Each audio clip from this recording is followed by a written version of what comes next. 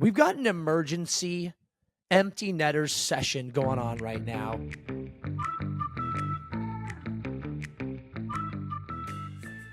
Kings edition.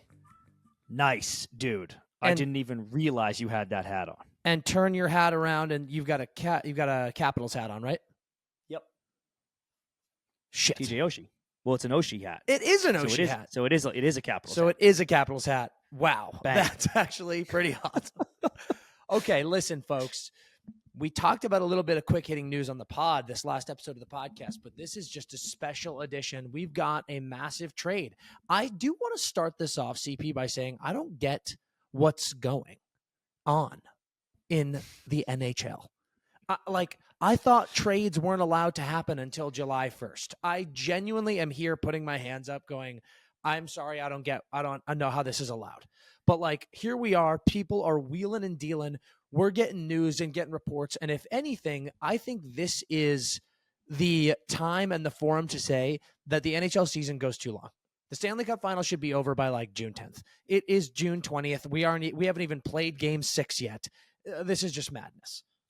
It does suck when it butts up against awards in the draft. There's just no breathing room. It sucks for the players. It's imagine, dude, I'm trying to think of a good example. Connor, dude. If Connor loses the Stanley Cup in game 7, let's say, and then has to be in Vegas the next night to lose the Hart Trophy also, and just be there to be the finalist and be like, you lose this too. Yeah. He's not staying for the draft, but awards are the next or one day off, then awards from game 7. And that's fucking stupid, dude. It's crazy. So yeah, figure it out. It's crazy. All right, let's just get right into this news. We got a lot to break down. Huge trade just happened. Just a year, less than a year, Chris. Literally, I think it's a year minus 8 days. Well, because it must have been. He got traded on June 27th or 28th, I believe. I believe it was the 28th, but you can look that up. Yep. 27th. June 27th. There you go. Pierre-Luc Dubois. Pierre-Luc Dubois has been traded from the Los Angeles Kings to the Washington Capitals, straight up 1-for-1 for Darcy Kuemper. The rare 1-for-1, Dan. A rare the 1-for-1. Very rare. Listen, this is huge. There's a ton of things to go over. First and foremost, let's start just by saying this. Wild. This is a wild situation. Dude. Like we just said, brother. A week away from 1 year ago, the Kings traded Gabe Vilardi, Alex Iafallo, Rasmus Kupari, and a second-round pick to the Jets for PL, and then later signed him to an 8-year, $8.5 million per year contract with the intention of making him the future star center of that franchise. This was a massive trade. It was a big, big contract. There was a whole ordeal, a whole media circuit put out about this. He came on our podcast. He was phenomenal. I have nothing but good things to say about PL. Truly, he's just such an amazing guy. But like we said, the year did not go well for him. He would be the first to admit that. 40 points, 16 goals, 24 assists. For a guy making $8.5 million, that was supposed to be your guy. The year just did not go well. And we get to the end of the season and then certainly in the playoffs, and the chatter was already starting. How do we get rid of PL? Is it a trade? Is it a buyout? What is the situation? And we were like, Jesus Christ, man. Are they already prepared to pull the ripcord on this situation? And then Blake pulls a fast one because what people didn't realize, PL's got a no-move clause. Yeah. And apparently that didn't kick in until July 1st, which you would assume is for this exact reason. You get a year. You get a year to cancel your subscription. Yeah, dude, free 1 year for, well, not free, 1 year for 8.5, Yeah. and then keep it forever. Then you're an Apple TV subscriber for life, baby. So we're 10 days away from that full team no move clause kicking in, and Blake pulled shoot and traded him to the Capitals. And Dan, I want to add this too, because this was such a factor, and this was such a rub of the season going so long. If they were going to buy him out, okay, the Kings only had to retain 1/3 of his salary, which is actually a good out if you're LA. Yeah. If you buy him out while he's still 25. If he turns 26 and you buy him out, you have to retain 2/3 of his salary, which is not that chill. No, Okay? unacceptable. And Dan, Because the it's league. yeah, because it's not just for the next 7 years. Yeah, right. Like that, so that those payments go for, what is it? It's double. It's like 14 years. Actually, good question. You have to you eat 2/3 of that salary. I just don't know how long you have to pay it out. That's what I'm saying. I think it's like twice as long or something like that. So he turns 26 on June 24th. It's June 20th right now, and the league says 48 hours has to pass from the end of the season before any contract buyouts can happen. Mm-hmm. So if the Panthers win tonight, they could still buy him out for only 1/3. But if Edmonton wins tonight, they weren't going to be able to buy him out for 1/3 anymore. Legally, it was going to go up to 2/3. So I think they were like, we're fine. The Panthers are up 3-0. And then it's Connor McDavid. And then it's Connor McDavid. And now they're like, we are about to get popped in the nose with another 1/3 of PLD salary just because Connor can't shut the fuck up and go quietly into the cold, dark night. So they had to move him, dude. You had this ticking time bomb of the buyout clause and the fucking no trade thing, dude. It was chaos. Like, what an insane last week. You've got to assume, yes, that this buyout option was definitely on the table. And then, once it got to that point and it looks like, listen, there's no guarantee that his birthday is not going to come and go in that 48-hour window. So we've got to make a move here. So let's talk about the situation. You trade for Darcy Kuemper. So PL was making 8.5, is making 8.5 mil per year for the next 7 seasons. So you've lost that. You've taken that cap hit off the books and that term off the books. But you get back Darcy Kuemper. And Darcy Kuemper is making, I think, 5.25 mil, which is not nothing, for 3 more seasons. And he has a 10-team no-trade list. So, he's 34. Yes, turned 34 in May, I believe. So you've got a 34-year-old goalie who won a cup 2 seasons ago. 2 seasons ago. And he did not play that well last year. What's funny is this guy was a king in the past. Had a great 10-game stint. Put up some unbelievable numbers. He got 15 games started, 10-1-3 with a .932 save percentage and a .210 goals against with 3 fucking shutouts, Dan. Like, buzz it. They don't even know. I don't think they know. I think they didn't know what happened to the Caps the last couple of years or his play. They're crazy. Like, dude, they pulled up tape, they YouTubed Kuemper Kings, and they were like, holy fuck, dude. Forget about Ullmark. Forget about Saros. We got Kuemper right there, and they'll take PLD? Championship, dude. Championship. So last year in 33 games, he went 13, 14, and 3 with 1 shutout, a 3.31 goals against average, and an .890 save percentage. That's not lost his job, dude. Lost his job. Literally lost his job. That's not a starting goaltender. And the big question here is, so you just got this goalie who's under contract for 3 more years, who's making 5.25 mil a year, and this guy is not better than Cam Talbot. Cam Talbot played better last year. So if you're the Kings, this is what we need to break down. If you're the Kings, you got PL. PL was not working, and you got him off the books. But I don't think that we can sit here and go, amazing move by Blake, amazing move by the Kings. They got this contract off, and like they're listen, like brutal. You're not going to get much back for it, but at least you're out from under this pressure situation. But now you have this goalie that you're paying like a starting goaltender for 3 more years, who's 34 years old, coming off a very poor season. So you're still in a tough shot. And this is what I also want to point out. I tweeted this, and it's important for me to explain what I meant by it. You traded last year. I think it was like 1 day before. Last year, the Kings traded Sean Durzi, who had a fantastic season and is a great player. Just had a really good season for Arizona, now Utah. You traded him to Arizona for a 2024 second-round pick. You then went and used that second-round pick in the PL trade when you traded Velarde, Iafallo, Kupari, and that 2024 second-round pick, and you got PL back. And now you have just traded PL for Kuemper.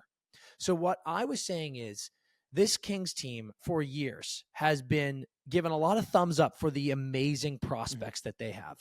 We've, just a lot of guys have come through and they've said this team has the best prospect pool for the last several years. really the only guys that we're seeing the Kings have success with in that prospect pool is QB last year and Spenny last year, Jordan Spence. Two players who look phenomenal. Now there's God. more. There's a lot. Don't get me wrong, Kings fans, relax. I know that there's more who are about to bust, as they say. I think Anderson, I think Clark are great players. It's exciting stuff. I think there's really good goaltenders in there that I really can't wait to see. My Michigan boy. But when you look at that list of guys that we just named, we are talking Darcy, we're talking Kupari, we're talking Velarde, we're talking AI, who you scooped up, and you move all of those guys. I know that you're not going to be able to re-sign every one of them, but when you don't do that and these guys move on in trades or whatever, you expect to get something that is currently playing for your roster for those people. That person is Darcy Kuemper. Yep. So that's what you got. This is a tough look. This is not great. And the Kings have a lot of work to do still. A lot of work to do.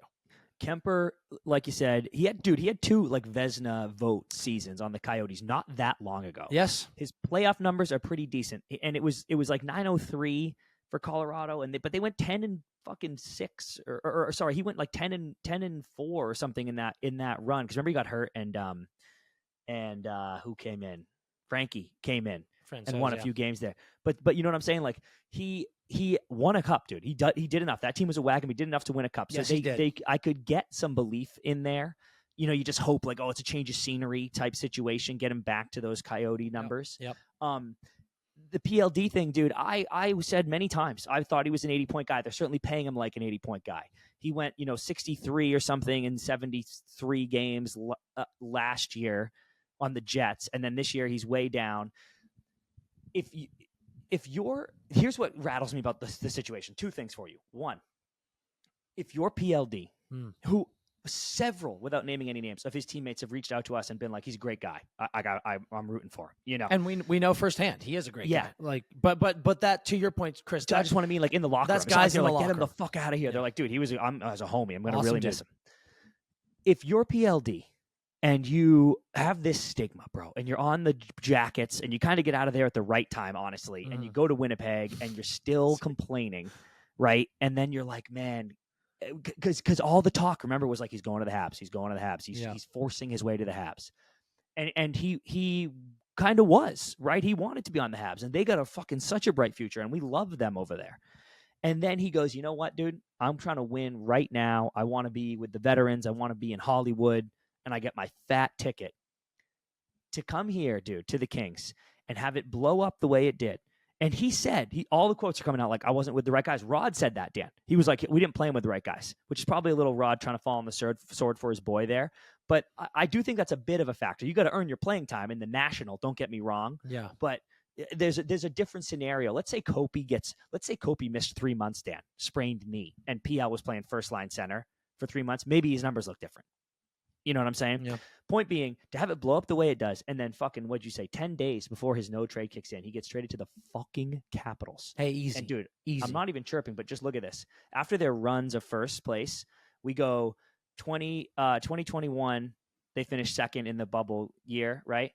2021-22, finished fourth in the Met. 22-23, sixth in the Met. 23-24, fourth in the Met, and a miraculous, in my opinion, and I think yours, playoff berth this year. Yeah. That I didn't even think they should get. My point is, we are in like the OV farewell tour days. Let OV get his record, and now you're just on the Caps, dude, with like a cup core, respect, aging out.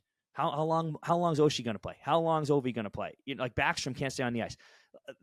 I like, if I'm PLD and I think to myself, I should be on the Habs, dude. I should have let that happen and be on the fucking Habs where I'm from and they like me. And even if I wasn't having an 80-point year, no one would care yet because we're like building something, you know.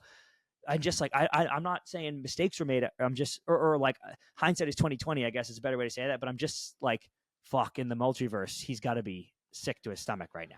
So here's my question for you. I wanted to get to the Caps. We covered everything with the Kings. I wanted to get to the Caps. I don't know why the Caps did this. Dude, this was my second thing I wanted to talk about. Go ahead. I don't know why the Caps did this. I think this Capitals team has some really good young players on that team, but yes, there is a large portion of that older core. And Ovi was definitely banged up last year. He's going to be better, but let's be real. He's almost 40 years old. Ovi ain't Ovi anymore. I am very curious about this move from them because while you got Kuemper's contract out of the way, you don't have a goal. I mean, Charlie Lindgren was unbelievable, And what a story, but still. But yeah, is Charlie all of a sudden prime Hank? And is he Holtby all of a sudden, and he's just going to be insane?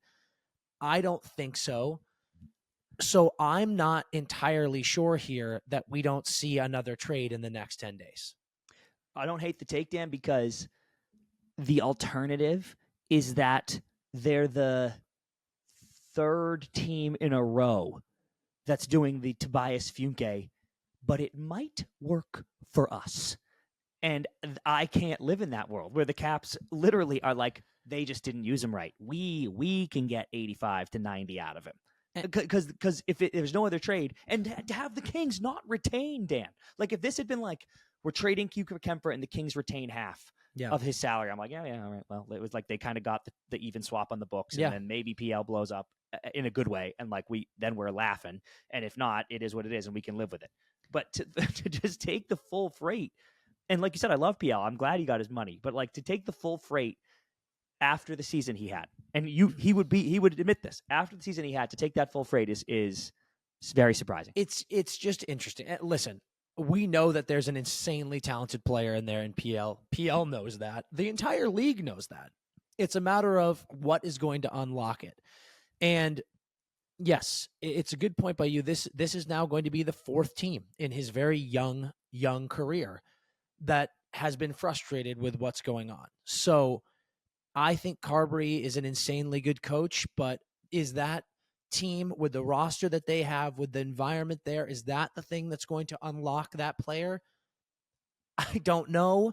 And to your point, it is very Tobias Funke in the, it might work for us. And that does not feel like the right team, the right cap situation, and the right roster construction to be like, this is perfect for him. And like, are you telling me that DC, Virginia is where PL wants to be, that he's going to be like, yes, this is the happiest I'm going to be, and this is where I'm going to become the best version of myself. So it feels like a confusing move to me. I'm very perplexed by it. That's why I'm saying I have the antenna up of the next 10 days. I wonder if there's another move to be made here. And if you do that, if you get that Kuemper contract off, get PL, and then move PL for something, maybe picks and a couple of prospects. Yeah. Maybe you go towards a team like Chicago or Montreal or San Jose or something like that. That's like, this is a young core that PL actually might be perfect for. He might be the guy that's making that, not cap breaking hit, but like 8.5, but we've got a lot of cap space. He's a big bodied, incredibly talented player. And if you put a bunch of young guys around him, it actually might force him into that leadership role and step up. That is something I could see that might be a bit of a better situation. So I wouldn't be shocked if we saw another PL move here. It'd be surprising, but I wouldn't be shocked. Something to keep your eyes on. I love it. Either way, wild trade to have happened here while the Stanley Cup final is being played. Had to break it down. Insane. We'll keep our eyes peeled.